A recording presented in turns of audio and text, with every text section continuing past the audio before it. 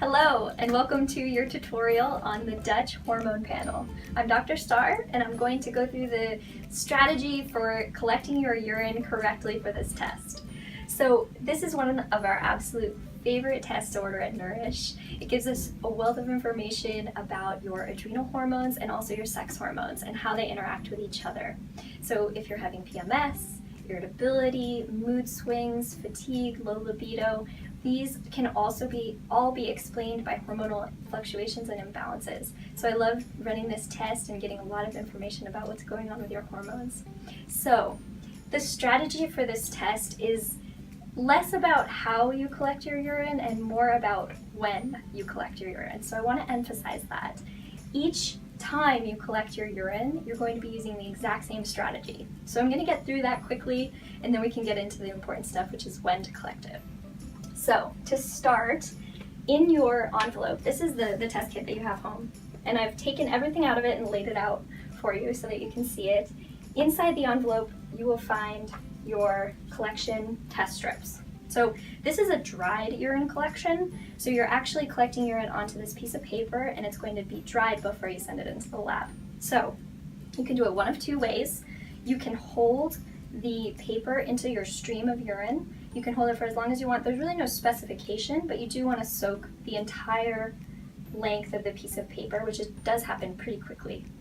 Or if you're not comfortable with that, you can collect your urine into a clean cup, and you can actually dip the paper right into the urine and make sure that you've soaked the paper out completely. So those are your two methods of doing that.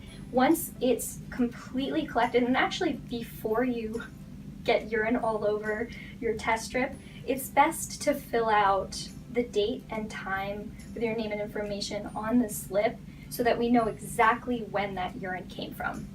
It's really important because if we're checking especially your adrenal hormones, we need to know when they're high and when they're low and how that correlates with your schedule. So it gives us a lot of information. So make sure you fill that out and you circle exactly which sample that is.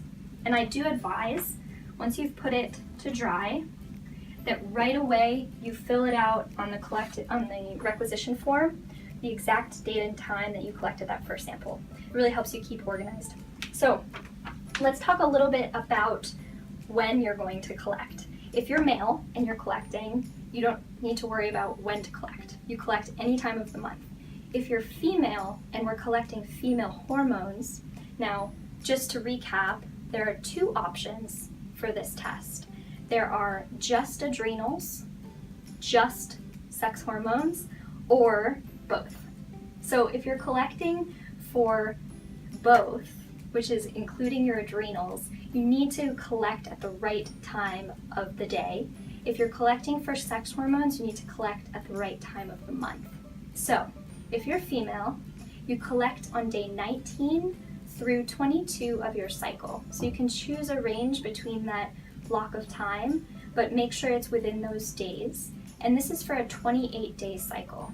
If your cycle is a little bit longer than that, you're going to add to the number of days. So this is explained very clearly in the test, but it's 28-day cycle, day 19 through 22, or if your cycle is a little bit longer or a little bit shorter, you're going to either add or subtract the number of days. So you've chosen the day, now we need to discuss the time that you're collecting.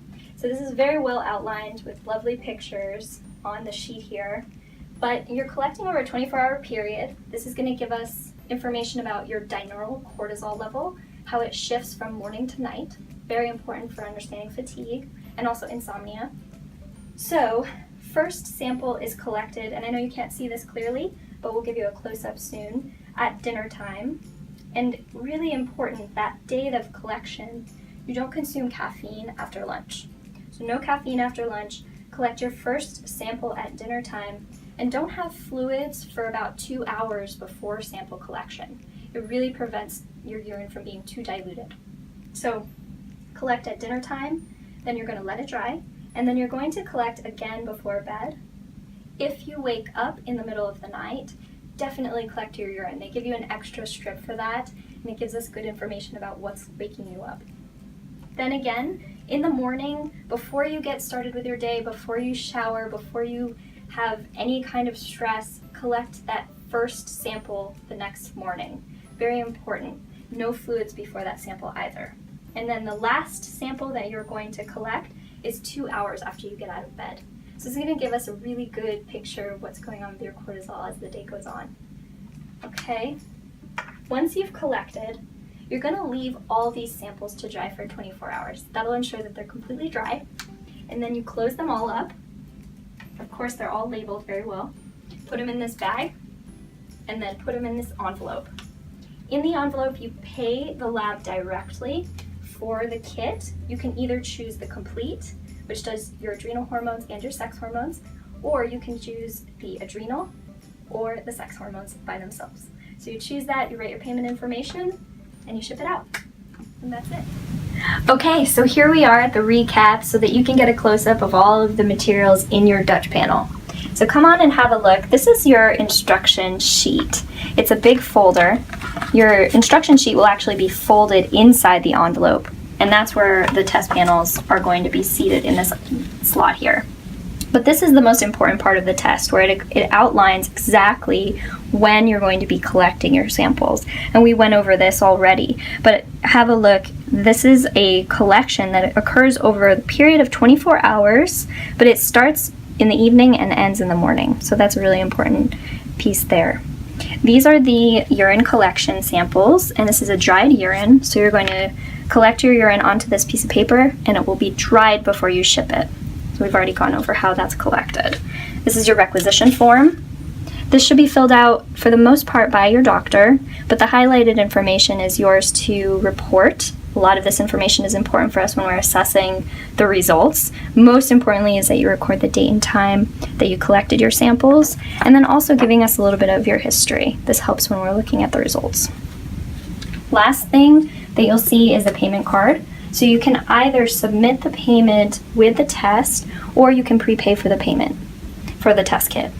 So that goes in there, and then everything goes into this envelope, and this is what you ship. So you can ship this out Monday through Friday. All right, thank you so much for watching this tutorial, and good luck collecting. I look forward to reviewing the results. Have a great day.